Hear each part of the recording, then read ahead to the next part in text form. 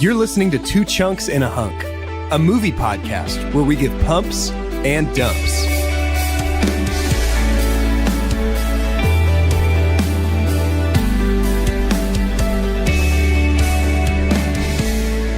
Hello and welcome to Two Chunks and a Hunk. My name is Jordan Wonders, and this week I am your hunk. I'm Doge, and on this show, we pray for the best and hope for the chunk. And I'm Carter. Chunk me! Chunk me!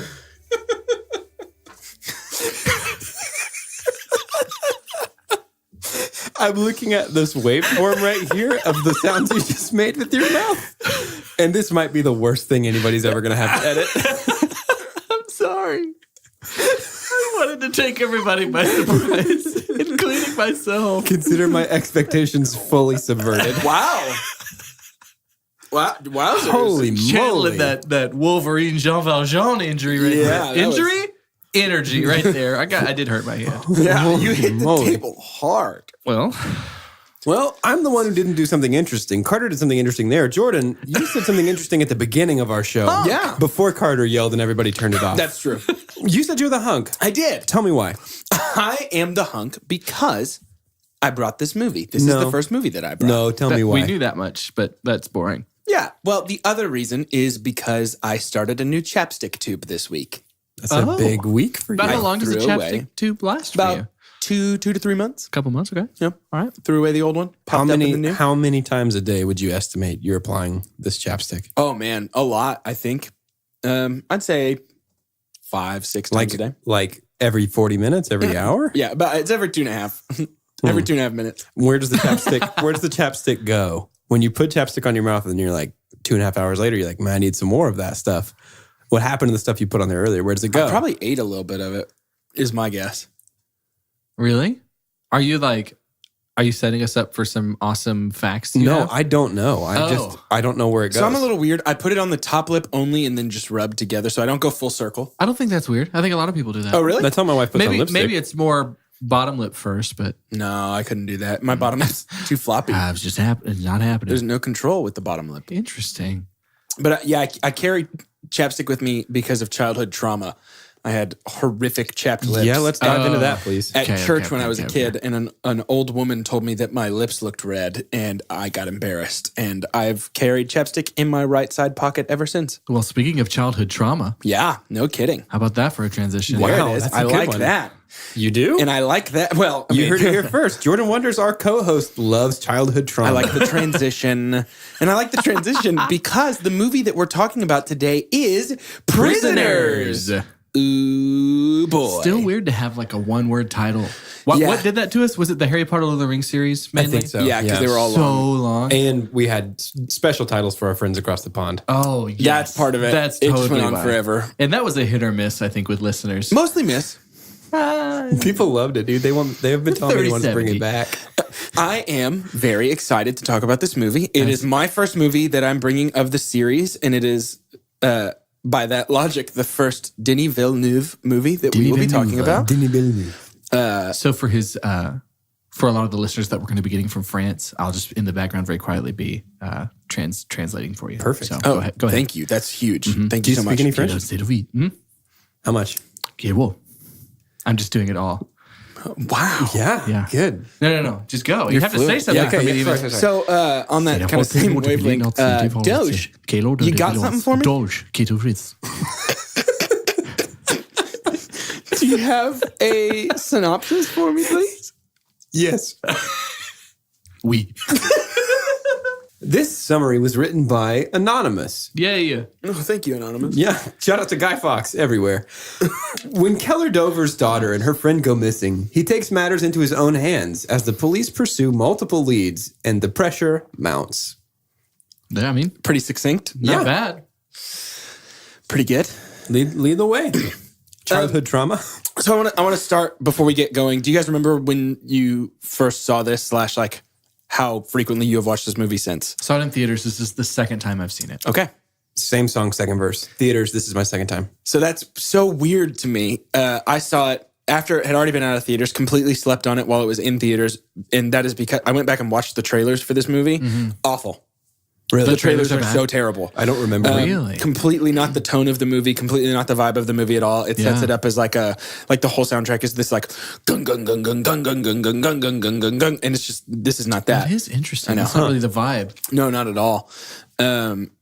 So I think I just kind of slept on it. It looked interesting, but not enough to go do it. So And I you didn't remember- see it in theaters? Nope. I remember one of our mutual friends, we call him CV. He brought it, I think, on Blu-ray over to our apartment in college. And it was our sophomore year. And he was like, just check this out. And I guess I wasn't there then. Do you want to hear a funny connection? yeah, please. That was my copy. No way. Was it really?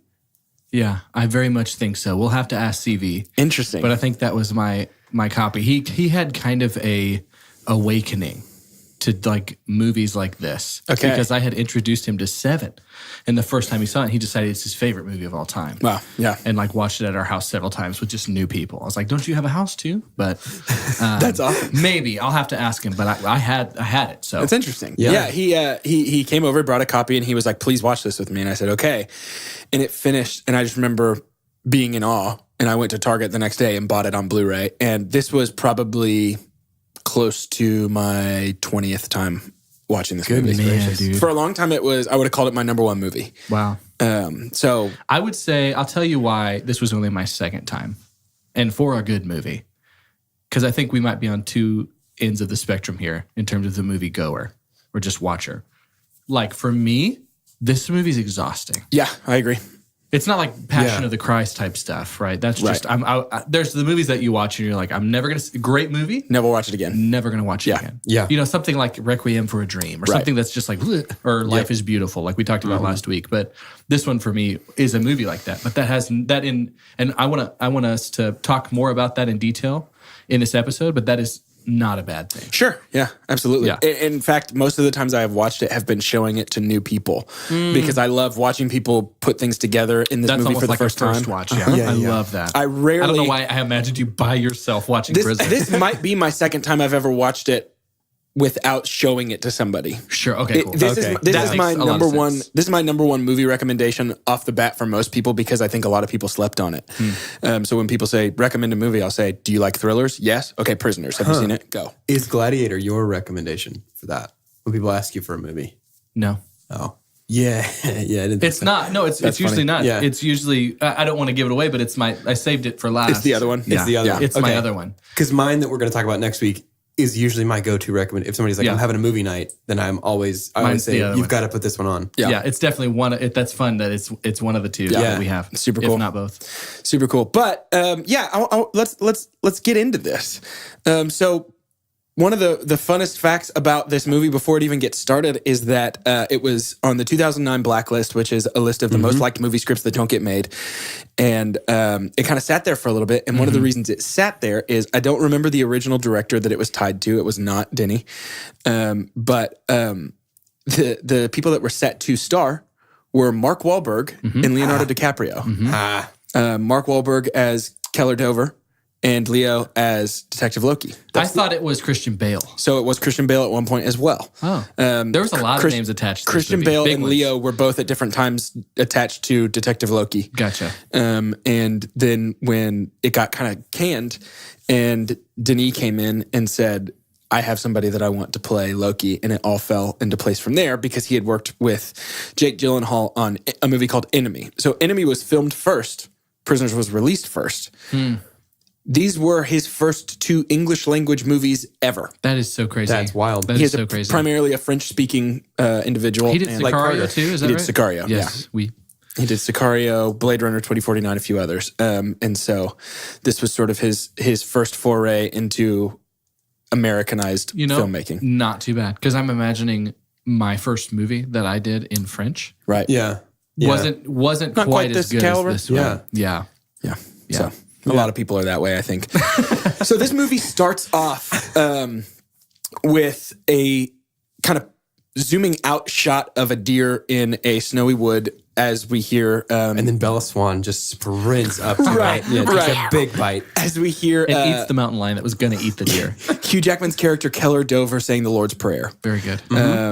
And something that happens here in this scene is one of Denis' trademark moves, which is something I'm just going to call off-screen violence.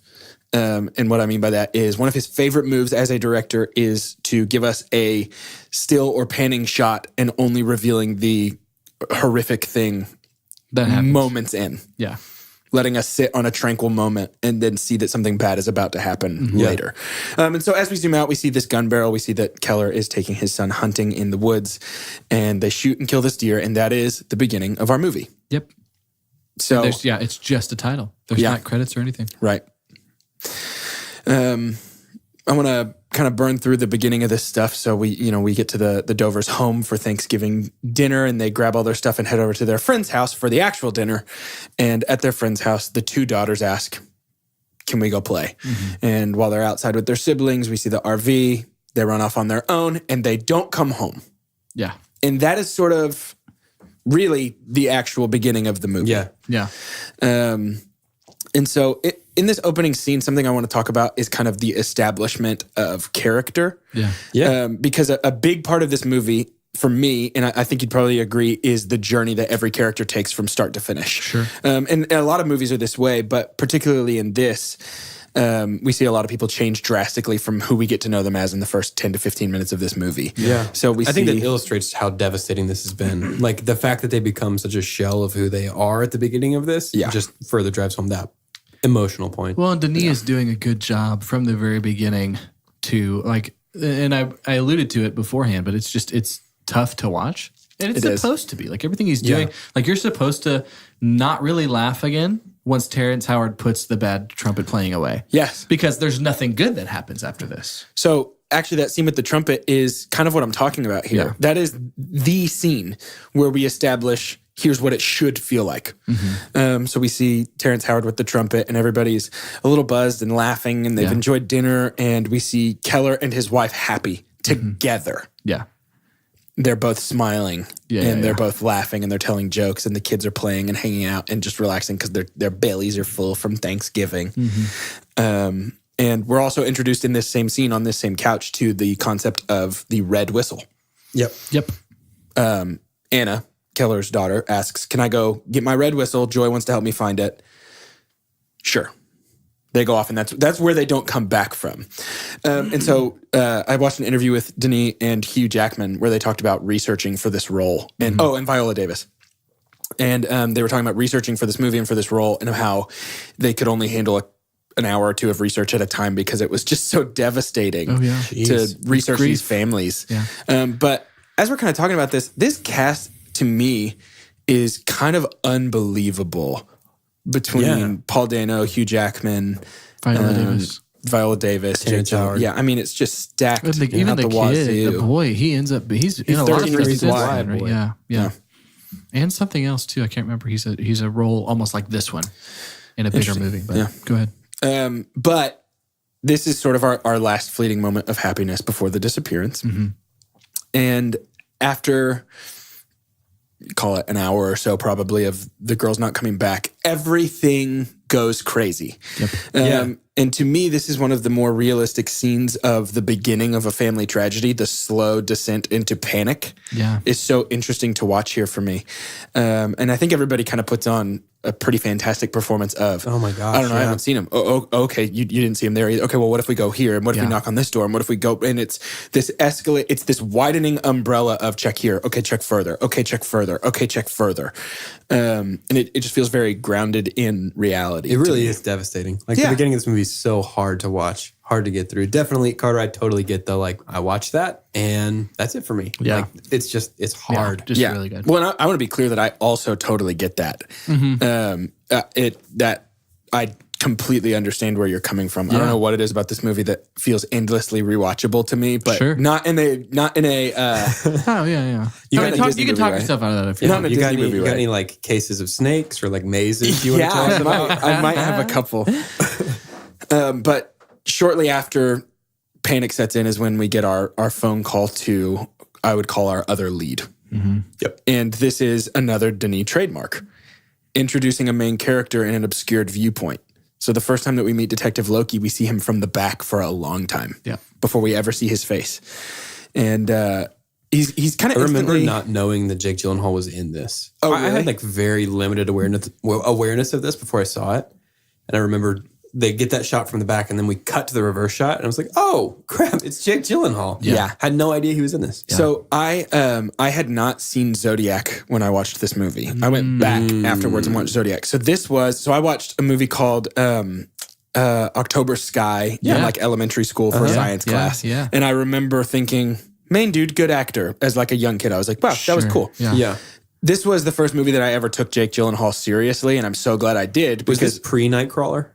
yes, I Nightcrawler think might this was have a been year the before next, Nightcrawler. the next year. Okay. Yeah. And this is, I'm glad that I took him seriously because it's one of my Darko was all-time favorites. before that, too. Yeah. It's Yeah, I between hadn't that seen and that. October Sky. I hadn't seen that either. Prince of Persia. The sands of time, they flow. Yep, very good, very good. But I think Loki is interestingly characterized here, eating Thanksgiving dinner alone in a Chinese restaurant. But I don't want to get too caught up in Detective Loki as a character right now, just because I could talk kind of endlessly about how fascinating he is just in a character study. And we don't even know that yet. So it's like, we'll bring that up when the plot brings it up. Right. And we just get these brief glimpses of, he has a, not Knights Templar, what is it? A Freemason ring and all these his tattoos. decision. And just so cool. But Gyllenhaal's decision to do that. he's on the case. Yep. And he shows up and finds this RV. And in the RV is one Alex Jones, played by Paul Dano. And it's not Alex Jones that you might know from his website. It's a different fictional Alex Jones. But this is, I would call, the end of Act 1. It's kind of a short Act 1 for me.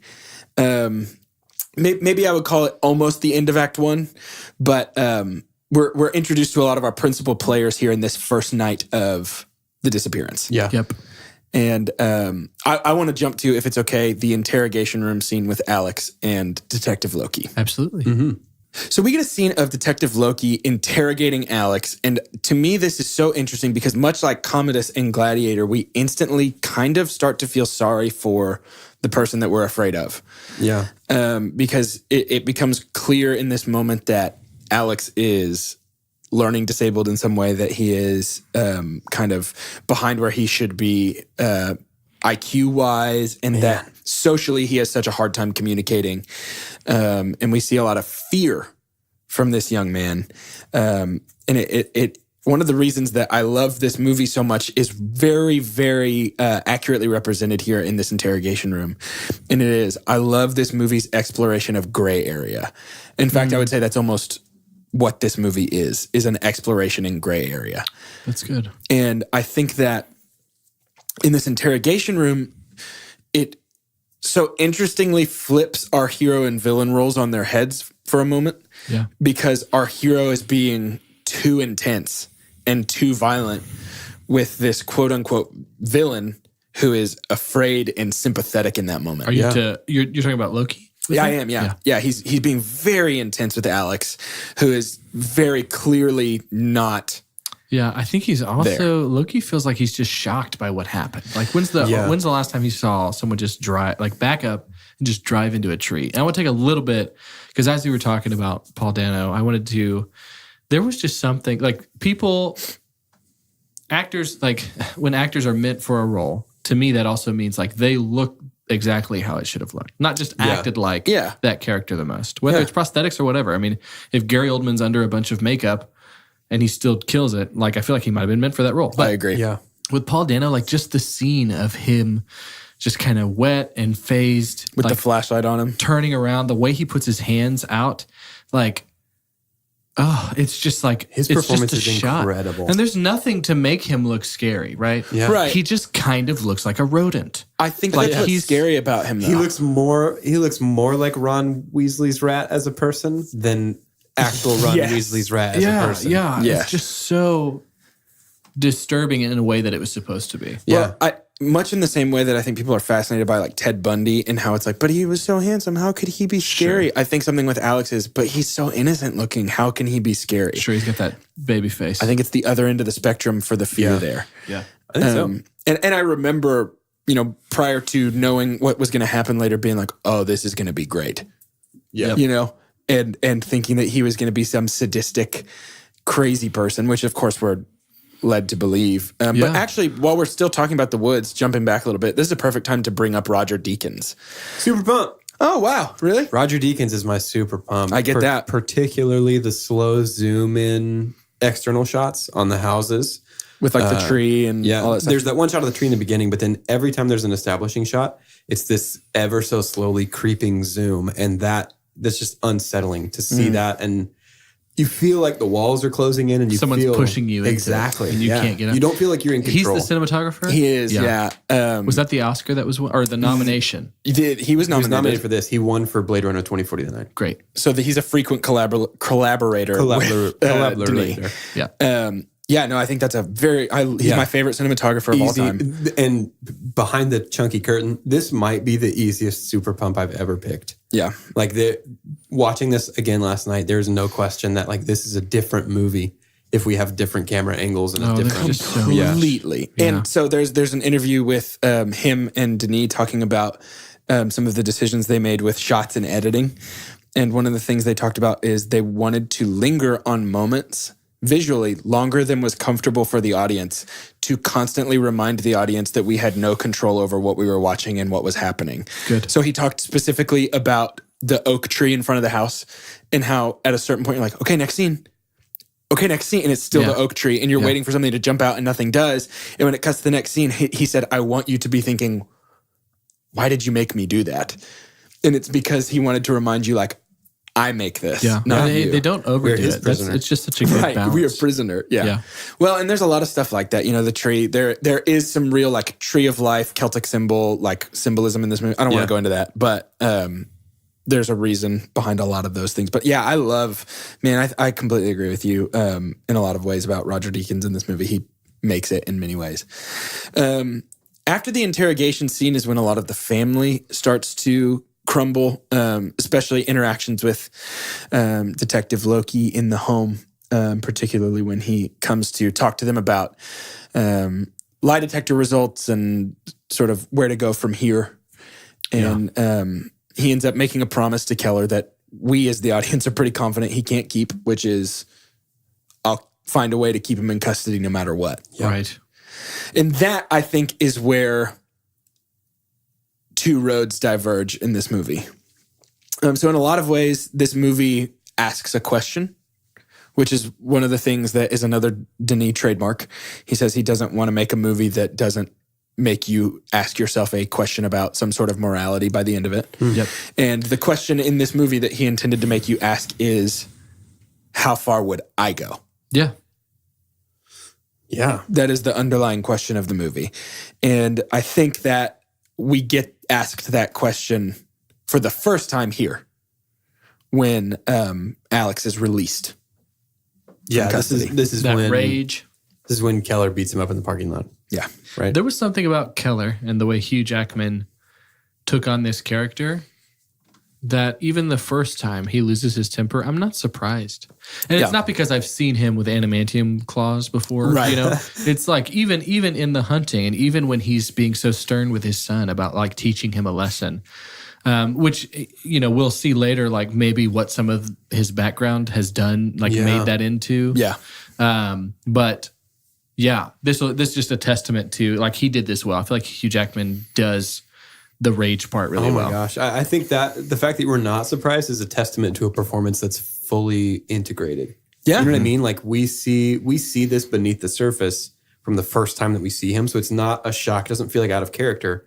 But this character feels like he has a real and rich internal life that happens when the camera's not pointing at him. Like this, it's just such a good performance. Yeah, very good. I for me, it's Hugh Jackman's career best. Yeah. I'm not saying he'll never top it, but I don't think he has Have you yet. seen Greatest Showman? I have seen Greatest Showman. Yeah, I have. It's a tough one. When Alex is released and Keller goes and kind of talks to his wife about it, and she is so upset in the bed, and he gives her the pill, and she rolls over. I would say I take back what I said earlier about the end of Act 1. This is to me the end of Act 1, and it's when Keller's wife says, "You made me feel so safe, Yeah. and you couldn't protect us from this."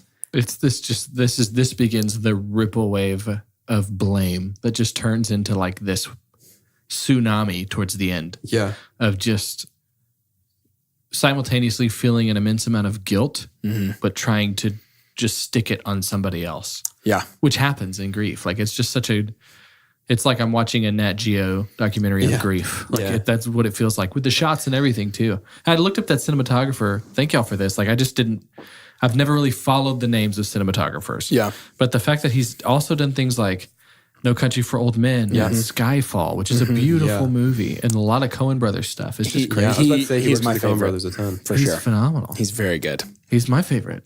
Yeah, he actually does. He is. I didn't know it till today. He is. This might be a plug for a movie we've already talked about, but he does a movie called Assassination of Jesse James by the Coward Robert Ford that is maybe visually the most beautiful movie I've ever watched. And Man, there's just so much. he just kills it. It has this establishing shot of a train robbery at the beginning. It's great. Yeah. Check it out. For sure. Casey Affleck at his best. After the scene with his wife in their room, I think this is when we really start to see what Prisoners is capable Things of. speed up exponentially in terms of their breakdown and the fallout. Yeah. Yeah. I want to talk just for a second about the scene of Keller outside of Alex's home and how... The dog? Yeah, the dog is rough. The dog is tough to watch. It was almost my super dump. Really? Yeah. Just because it made me so mad. I know. Because dogs are the best animal in the world. I think we see later, obviously, through like what Alex has been through, that he just doesn't know what to do with everything that's inside of him. Might you say that he's a prisoner? Yeah, I would.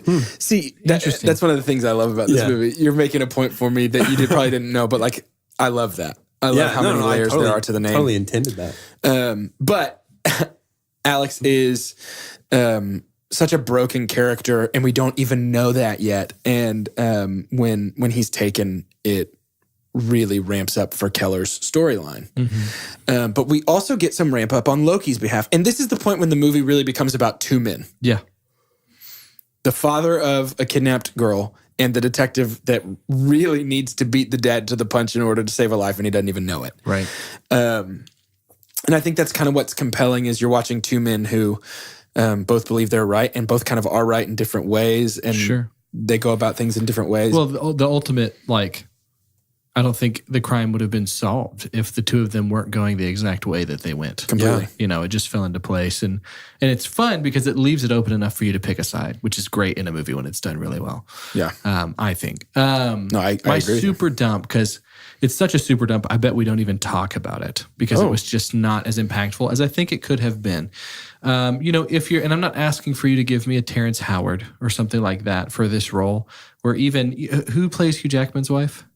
Oh, like not even a bigger name. Maria something. And maybe I didn't need a different actor, but I feel like we could have done better with. And yes, he was just harsh and jaded. But the chief, captain, yeah, Dude, that's my super dump too. Yeah. That guy felt like a cartoon in the this captain movie. was just it did not feel. I feel like and it's a testament to how good everything else was. Yes. Sure. Like this stuck out to me. And this guy's a good actor. He doesn't feel like he lives in the same world as these He's done characters. Coen Brothers stuff too, but it just felt like he walked out of I don't know what to say. Like, what's the movie with Whiplash? Like he walked out. Yeah. It was just trying really hard, but even just doing a bad version of that. I was like, you're the chief. How did you get here? You have no credibility. Yeah. One minute you're like jaded and bragging, I guess, about how Loki's never like not solved a case, but then you're just so pessimistic. And I don't think that's what you're supposed to outwardly be in a place like this, but it probably just added to the movie feeling grim. So there might have been some silver lining to it, but he was my super dumb. I was just like, you've done everything else so well. Same here. It felt like just a really poor performance. Yeah. With all of these other, career best performances from these people. Sure. So Yeah. It felt like he feels a little to me, and I think I agree with a lot of what you're saying. He feels a little to me like an artificial hard place to squeeze up next to a rock to stick Loki between. Like the case is tough enough and we got to find something else to give him another source of friction. So we're just going to craft this captain who's not on his side at all. Sure. Yeah. And so, and I think he was supposed to be jaded, but it came across as cruel and sometimes and uncaring. Yeah. Which was kind of tough. But we get a lot from Loki here with checking out sex offenders and the priest and finding the body with the necklace of the maze. Yep. No, thanks. Like this, just don't love looking that. down into the, Nope. just Don't great love shots. that.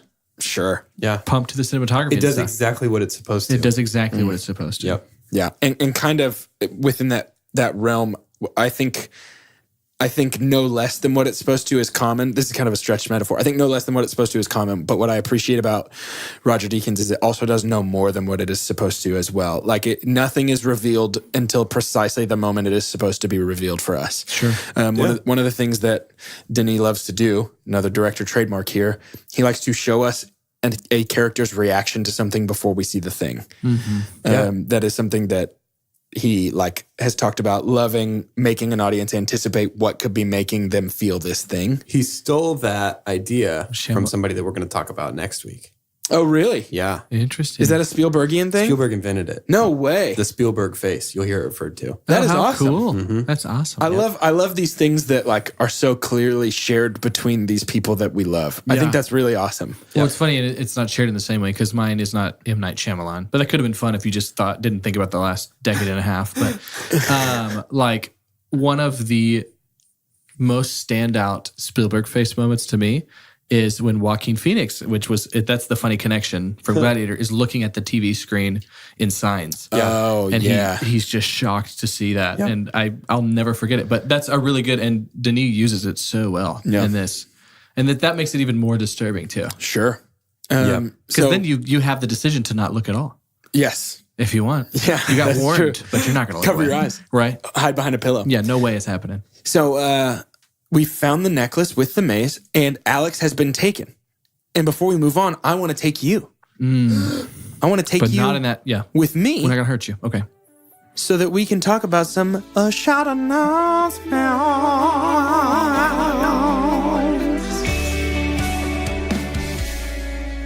Welcome to Shout Announcements, the part of the show where we give shout outs and make announcements. My name is not important. That's not what we do here. Weird. That's from the beginning, Gordon. That's crazy. Hello and welcome to Shout Announcements. I want to give a big shout out to Waxspace and Tyler Station. Waxspace and Tyler Station. Wow, tongue-tied. They're not paying us for this one now. Thanks. Waxspace and Tyler Station is a great place to get some work done if you're in Dallas. Who got work done today at Waxspace? I sure did. I actually came and got work done today. Waxspace. There it is. I sat and looked at silly pictures. Work, it had been done. Thanks, Waxspace and Tyler Station. We drink your coffee a lot of times. Not right now, though. It's late at night. And also, we want to give a huge shout out to Podbean. Yep. We pay you money, and we put stuff on you, mostly our podcast, and you could too. Just don't make one like ours. Please. Please. 2 Talks Hunk is already taken. Podbean. I guess you could say this is a shout out. And I'd like to continue to do so. I guess you could. In a perfect world, you know what? We make the rules. We're going to say this is in our little family of podcasts here. Okay? Yeah, it's a 2-person family. It's a 2-person family. It's our pod brother. It's our pod brothers. Sam and Ben Larzabal over at Story Shaped Life. They are 3 episodes in now. The 4th episode came out. Actually, they're 4 episodes in. The 4th episode came out yesterday. So give that a listen. Very cool. They have done the Enneagram. And Story Shaped Life is really about dissecting how all of us have different narratives and how stories kind of tell our lives. It's very similar to how we can tend to attach ourselves to certain characters, and maybe even a move that Denis has been making in Prisoners of what would you do? How far would you go? Yeah. And it just kind of unpacks that. They're specifically been doing it with the Enneagram. And so they had an intro episode. They did the 2 episode, which was me. I'm a 2. They just did the 3 episode, and then 4 was yesterday. And so give it a listen. Absolutely worth listening to. I've been listening through it and really enjoying it. And so Story Shaped Life. Awesome. Yeah, check them out. While you're on your podcast app checking them out, we do have a favor we'd love to ask you. Pretty please. Pretty please, would you rate and review us? Would you? We have some number, and I don't remember what it is. It's a good one. 138. We have 138 guys. reviews. That means at least 138 people have found it in their hearts to type something kind or not kind, just something at all, about us, Right. and leave it as a review. Our goal is to get to 200 such people. Guys, I've got a new shout out. Okay, take me there. I just read our most recent review, and this is why we do this podcast. And you can tell me otherwise at any point if it's not why we do it. Pager Frazier on May 4th said, makes watching movies way more fun. It's been awesome to keep up with this podcast and watch along as they do their different series. I actually pay attention to the movies instead of playing on my phone. and it brightens my day to listen to these dudes on my commute. That is a big deal to me. Yeah, that's huge. That you are in a world of technology that we live in, that you've decided. And he said, my movie repertoire is growing and I love it. So glad I started listening. If the only result of this podcast is that less people play on their phones during movies, I will call this the biggest win of my life. You got a big screen in front of you. You don't need that big screen and another little screen with Clash of Clans or Angry Birds. Yep. Wow. That's great. Man, That's an awesome Pager review. Fraser, that's huge. Thanks, Pager Fraser. Big shout out to you, Paige. Thanks for reminding me of how easy it is to get on that soapbox. And I'm just gonna scoot that under the table right there. And Hey, it's time to announce next week's movie. Let's do it. And I'm very excited about it because not only is this the first movie that I am bringing to the podcast myself, but this is my number one favorite movie of all time. Whoa. Next week, we will be reviewing Indiana Jones and the Raiders of the Lost Ark. I genuinely could not be more excited to talk about this movie. it's gonna be awesome. So watch it. I didn't get that the first one. Please watch it. I love I it. gave us a couple. Very Yeah, good. thanks. I'll just choose one and post. Too cool. Can I transition us? Yeah. Wow. This is a big day for me. I'm asking permission. Can I transition us? He said yes. Well, everyone, down underneath the priest's house, we found a body with a mace necklace. But what did we also find? Friendship. The rest of our podcast. We're back. Alex is chained to a sink. Oof, Man, This is The Prisoner. man, this is the most intense scene. For real. Easily of any movie we've done for the podcast thus far. Yeah, I think so. Most intense scene I've seen in almost and I any mean, movie. Terrence This is Howard also has the walked harshest up language of any movie the we've first Yeah, time. that's true. Yeah, but he's already been beaten so bad Yes. at this point. Yes. So Terrence Howard Franklin is walking into Franklin. a pretty intense situation here. Very much so. Yeah. And I mean, wow. I mean, I don't know. Terrence Howard's performance is really good, by the way. We haven't Yes. talked about him very much. He's incredible in this. Yes. He's so good.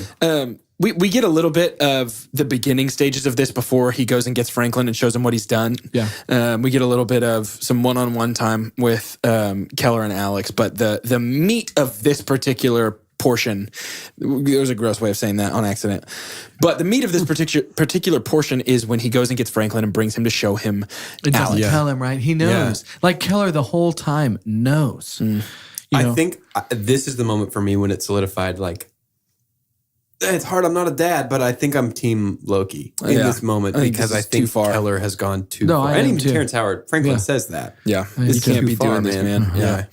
Yeah. But we get a pretty incredibly intense scene. Is it here with the hammer?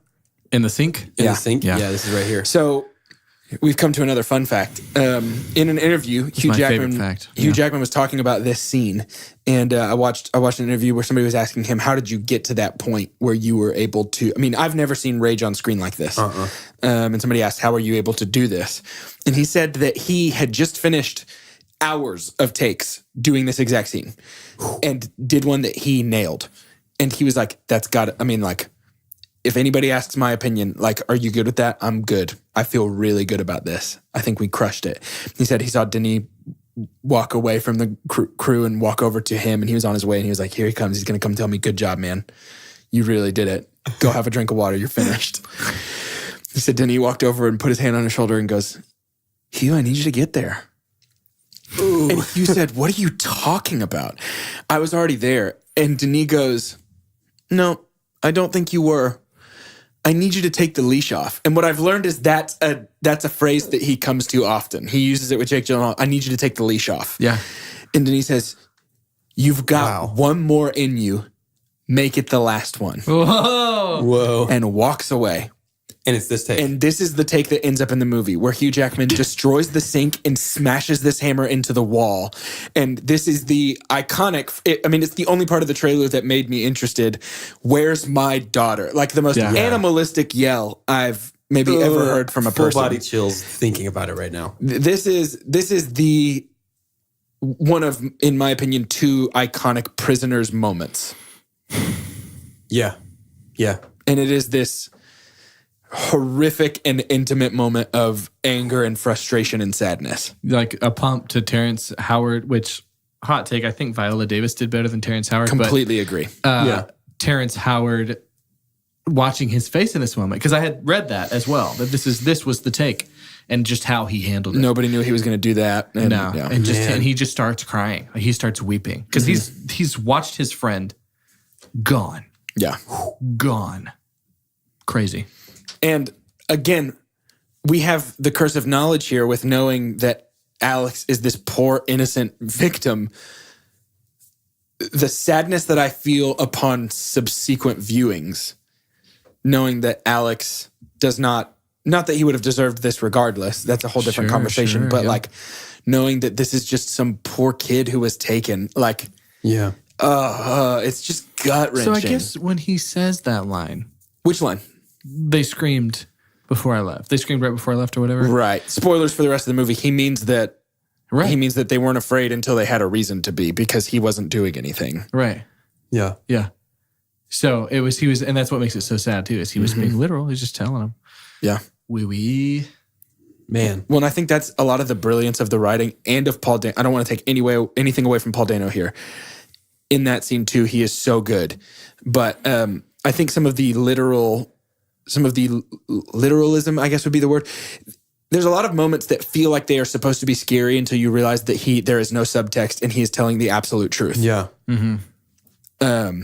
They didn't cry until I left them. I just wanted to have fun. He's singing the song. That It feels like a tragedy, like all around. You know what I mean? Like in the same way that like a good Shakespeare tragedy, you just feel like all these characters, you're rooting for some of them. They're doing horrible things, and you just feel sorry for everyone. Yeah, you know everybody involved. Yeah, it's tough. Even our quote unquote villain, you end up feeling bad for that person. Yeah, absolutely. Anyway, so we get introduced to Bob Taylor here. For the first time, we see him at the candlelight vigil. So creepy. And this is a guy that Denis loves to use as sort of a character actor to fill any role. Is this the guy from Ant-Man? Yep. Yeah. Cool. 100%. And the Baba Yaga. He's very good in Ant-Man. He is good in Ant-Man. He's kind of good in everything. And he was actually almost my super pump for this movie. Yeah, he's great in this. Particularly his interrogation room scene later on is just phenomenal. But this is when we're introduced to sort of a second thread that has begun to unspool, which is there's somebody else connected to this case. A lot of this, even though there's technically one main person connected to the case, but a lot of the twistiness of this and the darkness of it feels like Gone Girl to me. Yes. Especially even with the candlelight vigil, because there's almost an exact thing that happens like that in Gone Girl. Feels very similar to Gone Girl. Yeah. So I actually, a lot of times when I'm trying to convince people older than me to watch this movie, I will compare it to Silence of the Lambs in a lot of ways, particularly with some of the audience-related misdirects. Mm-hmm. Because the big bad is not right. Yeah, and I think that's a comparison that's always gone down pretty smooth. Which that's my favorite movie of all time. It's a great movie. Love it. One of my top 10s. But you showed me that movie for the first time. Did I? Mm-hmm. Man, that makes me feel good. Love that movie. You know what I didn't show for the first time? Wait, I have to confess. It's the perfect time to do it. There's absolutely no way that was CV. Like, CV did not have my version of Prisoners. Okay. I did just spread my, like, I know He's probably listening to this right now going, I CV, know. I'm very sorry. Clearly, if this was the second time I saw this movie for this podcast, why would I have bought a Blu-ray version and never watched it till now? It's very for good. shame. Forgive me. That's very good. So as we unravel some threads, we start to get little trails everywhere. We get that Bob Taylor shops and buys children's clothes at this Salvation Army Goodwill type thrift store. And we get that there has been, that body under the priest's house was said that he came to confess that he had murdered 16 children and he was waging a war against God. Yep. We get, with Alex, some more and more evidence that maybe he is less than what we thought he was. Sure. And then we get, I can't remember his actual name, Barry Milton or something like that. When we meet the mother of a young man who was abducted in much the same way. That I believe was connected to the house that the RV was parked in front of. And so we start to get a lot of threads. But something that's interesting, and we don't really spend a lot of time talking about this kind of stuff in a lot of the movies that we watch. There's just such an interesting thread of religion in this movie and losing it, gaining it, fighting it, being frustrated by it. Yeah.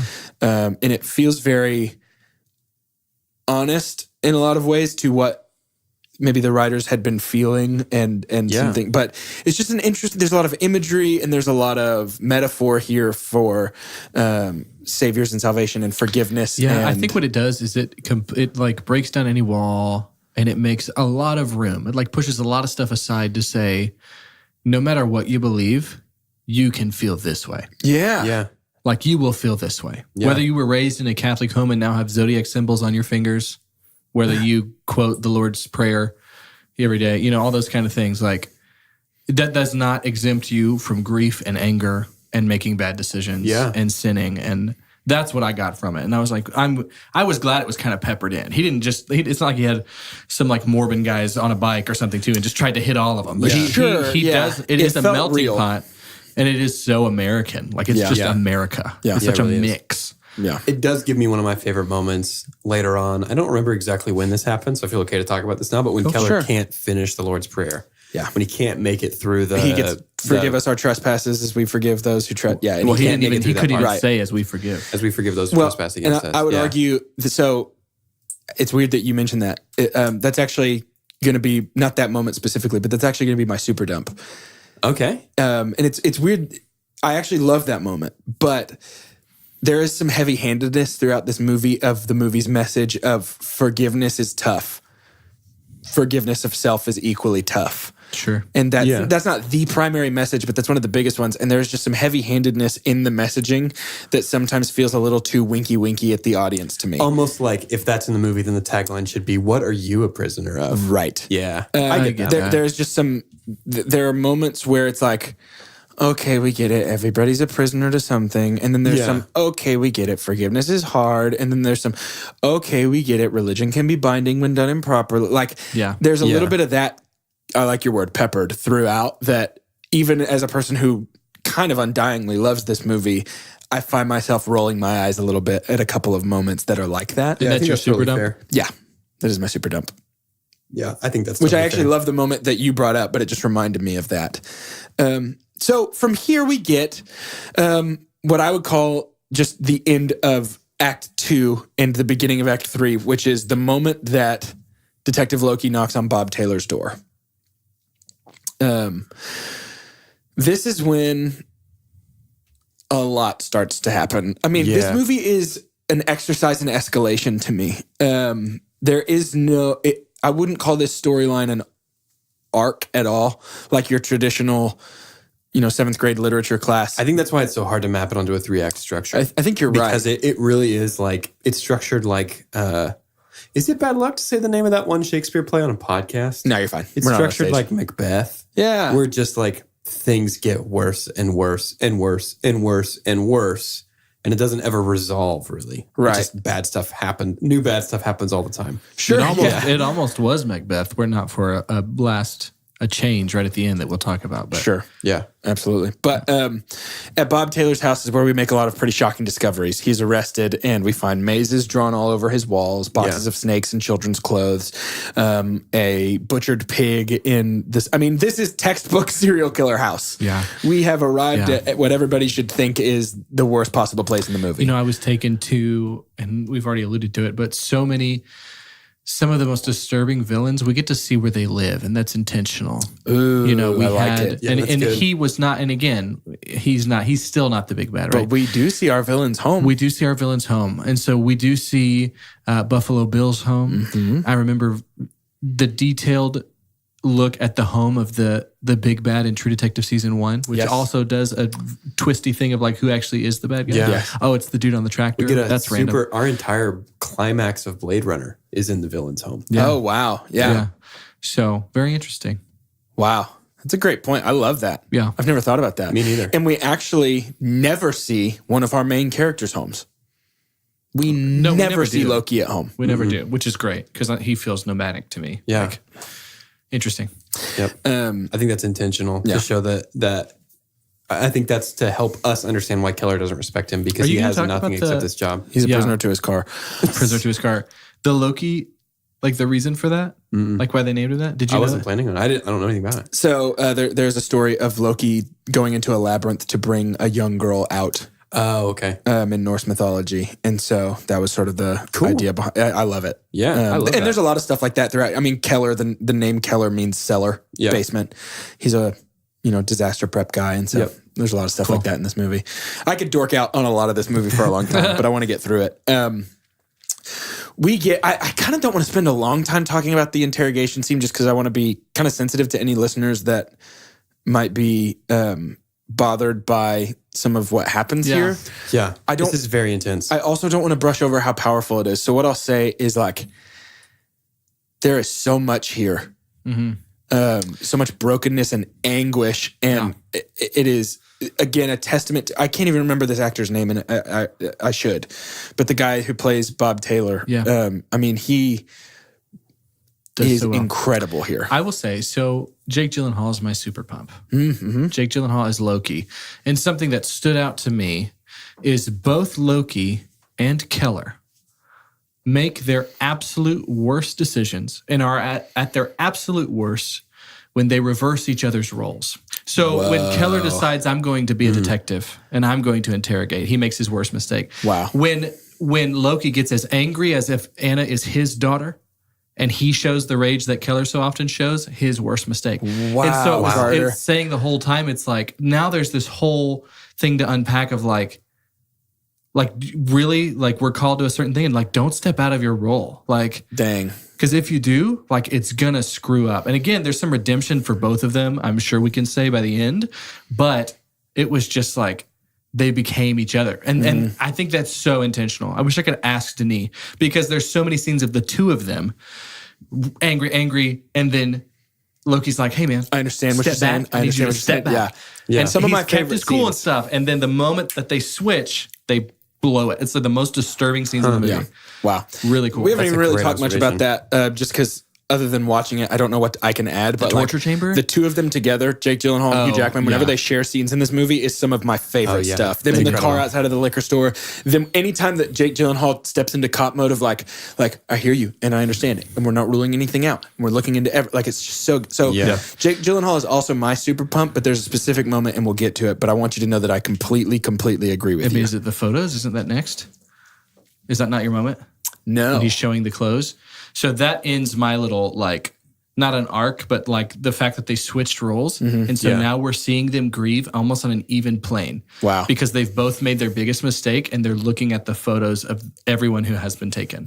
Like Loki feels like he's like, and that's so cool too, because on another side of this whole thing is like, I mean, they were kind of feeling the same emotions on purpose. I mean, this is a detective, like it's his job. Well, they're both being told the whole movie they're not doing their jobs well, even though they've got a track record. Keller made a cellar that's ready for the zombie apocalypse. Loki's never screwed up, but wife and boss say, thought I could trust you, and they break. Well, and they're both failing the same person. Yeah. This same person. This little They're girl. a prisoner to their own expectations. And well, and Absolutely. not a joke. I know, realizing- but you've been the one to like bring it up every time, and it's a good I'm realizing cadence. now that our super pumps are very similar. I'll get to it. I'm Okay, really sorry. excited. No. I'm really excited to talk about how they're similar. But I'll get there in just a second. After the photo scene that you're talking about, we get almost my second favorite scene of the movie, which is Loki losing it on his computer desk and smashing his keyboard. Yeah. Once again, another example, Denis told Jake Gyllenhaal, take the leash off. And Just those keys fly everywhere. he had warned Jake before he took prisoners. He said, I can't give you my undivided attention like I did on Enemy. On Enemy, it was mostly me and you, and here there are other people that need me. Can you do this without me being next to you? And he said that Jake was saying at first he was offended and was like, yeah, of course I can. I'm a professional. And then was like, the more I thought about it, like, Denny was so vital to me. That's huge. I love that. And crazy. this was a scene where he talked about he had done a take and it wasn't quite as intense. And Denny came over and goes, do you want to take the leash off? And he said, is everybody cool with that? Like, is Roger okay with another take? And Denny said, how about you just do it? And he walked back and stomped in and smashed the desk. And that's what ended up in the movie. Excellent. And something I appreciate about Denny is it seems to me that he has, like, he can just smell when somebody has one more. That seems to be a skill set of his, is knowing, like, there's one, since we're not doing Blade Runner 2049, it's not a spoiler, like, there's a moment where Ryan Gosling's character, was it Kay K. It's K. Yeah. He loses it. Absolutely. It's the only time we see much emotion from him at all in the whole movie. And I can't help but Gosling's wonder. really good at. I keep thinking of Drive with Oh that my too. But gosh, love it. I can't help but wonder if that came from the same place. Yeah. You know? He probably told the goth Take to the take the leash leash off. And I love that. Get rid of that goose leash, man. Get out of There's here, man. so many things Let coming the together goose here. fly. So I look into like what my life is right now. So as I pursue my doctorate, my dissertation is about the relationship between charisma and teaching effectiveness. But what I'm finding in my studies in general is a definition of charisma. It used to just be charis, like of the gods, this kind of thing. But all that to say, one of the main 6 subpoints of charisma that a true charismatic person in a positive way exhibits is going against the status quo. And I'm starting to see a relationship between what all the directors are doing. But like when you say Denis says, just do it doesn't matter. Like just do it. And it's for your sake too. He's not doing it like for his own personal gain. Yes, it's going to get the good shot, but it's saying like, let's break the rules. Like let's do something that we don't feel like we can right now. Like just to go for it. And that has been some of the most impactful leaders through data are doing things like that. Interesting. I've seen Ridley Scott does that too. And then it's funny, like with Spielberg, it's almost like, I guess Spielberg created it. I don't know. Yeah, It's like, I mean, Spielberg pioneered a lot of what we love. Yeah, it's just a lot of like, and a lot of it even just comes from theme of being outside the box. Sure. Let's take people places they haven't been and make see them what they feel do. really differently about it. We see totally, I cannot wait till the second half of Chooser's Choice. Yeah, it's going to be wonderful. Because of how perfectly these have fallen together. But Yeah, I thought this I'd is take honestly crazy. taken aside for that. But No, it's great. So we sort of get the unraveling of the rest of the spool here. We start to realize that Alex is most likely the kidnapped young boy from before, taken by people that shouldn't have taken him. And the shots of just the light on his eye when he's in that box. yeah. Unbelievable. So again, I don't want to take up more time with fun Denis No, facts. sorry. But no, that's great. But that's another thing that Denis likes to do is completely obscure the people that we're focusing on, so that we have to focus on something other than what we're watching. It's beautiful. Anyway, Keller realizes where his daughter is when Joy escapes. And she says that she heard his voice, and he knows that the only place that could have been was at Holly Jones's house, Alex's aunt, who's kind of been in the background doing some stuff for the whole movie. And when he goes to confront, she knows why he's there, and she makes him drink the ketamine and LSD laced concoction that her and her husband made all of those kids that they have taken drink. What a crazy thing to be good at. What a morbid thing to be good at. I know. His recipe. Like that just, and we're in an old kitchen that looks like my grandmother's. That's his recipe. I'm struck by that when she tells him, take your phone out of your pocket and put it in the sink. And it's like, the sink? You're in an aunt's house. Yeah. Like, put your phone in the sink. Yeah, in the disposal. This is, I think, my last fun fact of the movie. Oh. Her telling him to drink more, Mr. Dover, fully ad-libbed because she didn't feel like he had drank a believable amount of the liquid to take down a grown man. Yeah. He drank what he thought was enough, and she ad-libs a little more, Mr. Dover, a little more. Oh, well, yeah, because she's totally in character. She did such a good job. And what's terrifying about her tone never changes. Right. Never. No matter Even how at the end, egregious her actions are, her tone never changes. Make sure they cream it. Yeah, you her don't want to be request, buried in a box. Get out of here. Yeah, bad news. And Keller is dropped in a hole. Made my knee hurt real bad. Yeah, for shot in real. the knee, dropped in a hole. Not great. No, not a good look. And kind of after that all winds down a little bit, Loki is told to go notify Holly that they have found Alex, where Keller lived. And when he goes, he realizes pretty instantly what is up. Yeah.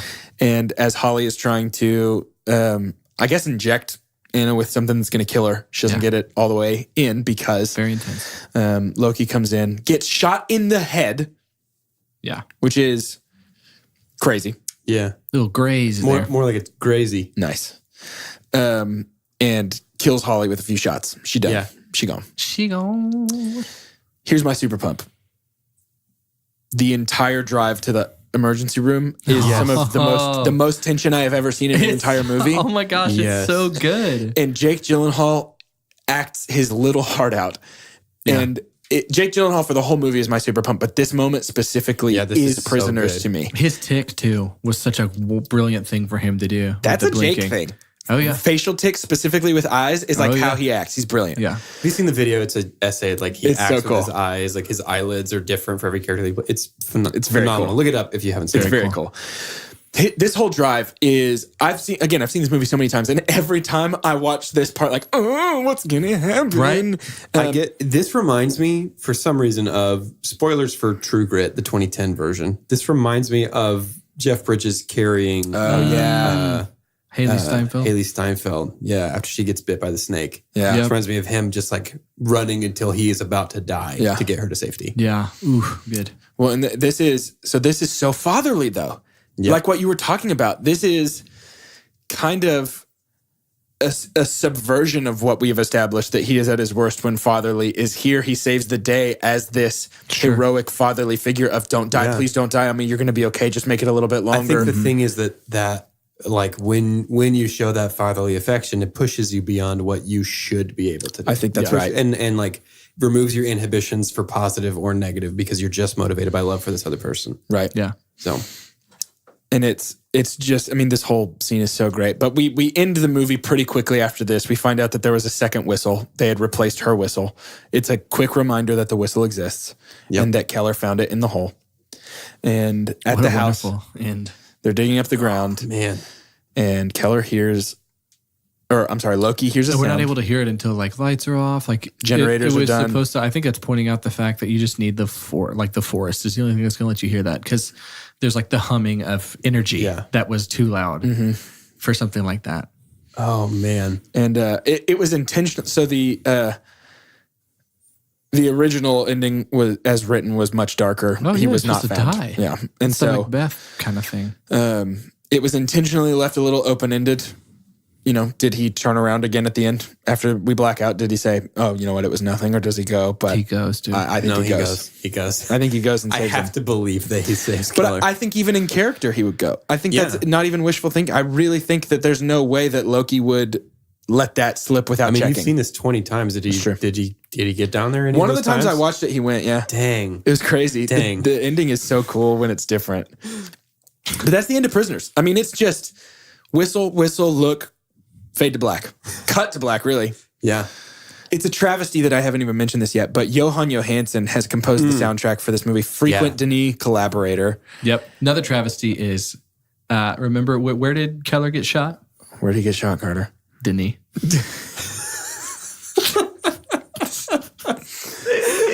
Saw that one a mile away. I did not see you said it. Oh my gosh. We will talk about Johan a lot more in my next movie from next Denis, Denis but film.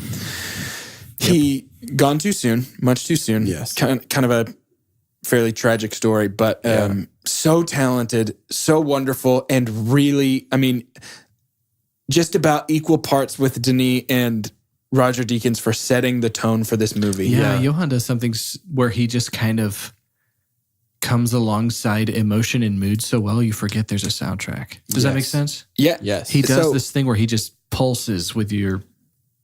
I think there's the two kinds, right? Like you can have the John Williams kind of vibe, which we're gonna get next Like week. if there's in, a theme in my to movie, this, yeah. Orchestrated. Like your Yeah. John Williams, he informs the mood, but somebody like Johan enhances the mood For sure. You know what I agree with that a lot. I think that's really good. So Denis, fun fact, we talked about, what did you call it when they edit with music?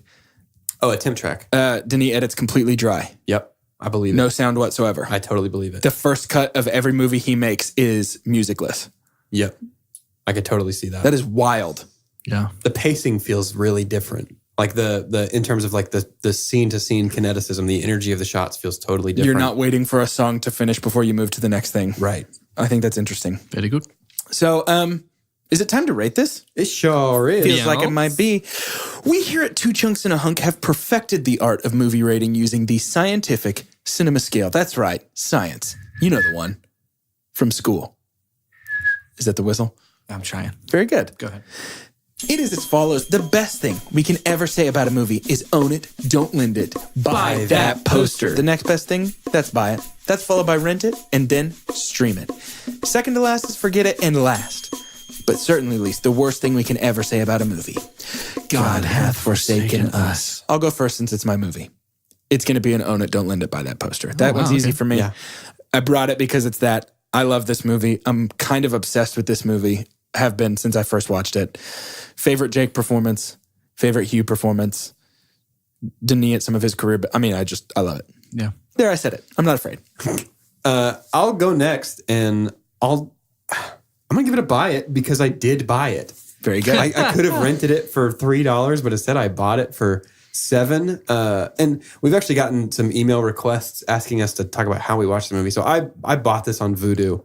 I'm assuming you, Jordan, own big this. time own it, yeah. It was an Amazon Prime rent for me. Yeah, so I'll give this movie a buy it because I did buy it. Yeah, and it's a buy it for me too. But and this is not you can buy the poster of all of your favorite directors' movies, or so many of your favorite directors' movies. But this iteration of Denis is not even my top 3. I think I like your movie next week of his, Sicario, and 2049 more. And I'm doing an awful elimination game. Someone's got to figure it out. Okay. I'm really bad about that. My other one is my favorite one of his, so I agree with you. And so it's not the French one, right? It's not like he's going to get a big head if I just buy all of the posters. Sure, right. But I think it's because there's a scale though. Yeah, right. I get it. Because there's so much more that I liked more, and that more is so tiny, dude. Tiny. I totally. You're not gonna hurt my feelings. But it's an easy buy it for me. Yeah. Because it is. Yeah, there's times in this movie because there seems to be maybe 5 main people. Maybe even 3 or 4, because we really don't see more. It feels one act to me at times, even though we have several, right? It just feels like a one act play. Like it's just you are completely immersed on this, however much 20 by 20 foot box in this world. Yes, and the way the cinematography works and the lighting and everything, you're like, I can't tell you that I've even left anything but this movie. It's just so good. Yeah. Because don't you have those movies that? Like when you're remembering them, obviously you're not remembering the entire image of my TV, the wall area around my TV, the couch. You're just remembering. You're not remembering watching it. You're remembering it. And then for me too, that's not happening when I'm watching it. I'm in it. Those are some of the best immersive movies. Yeah. But yeah, very good. Well, now that we're done talking about Jordan's dumb movie, let's watch my good one next week. Tune in next week. We're gonna be reviewing Raiders of the Lost Ark. Woo! My director is Steven Spielberg, and this is the first of 2 movies by Stevie Spiels about that famous explorer Nebraska Taylor. Nebraska Taylor. Yeah, perfect. Gosh. Yeah, so we're watching Indiana Jones. Tune in next week to hear us review that. Ooh, boy. To finish this week's episode, I would like each of us to say our name and what one animal would have been better to pop out of those boxes from Bob Taylor's house. Is that a trick question?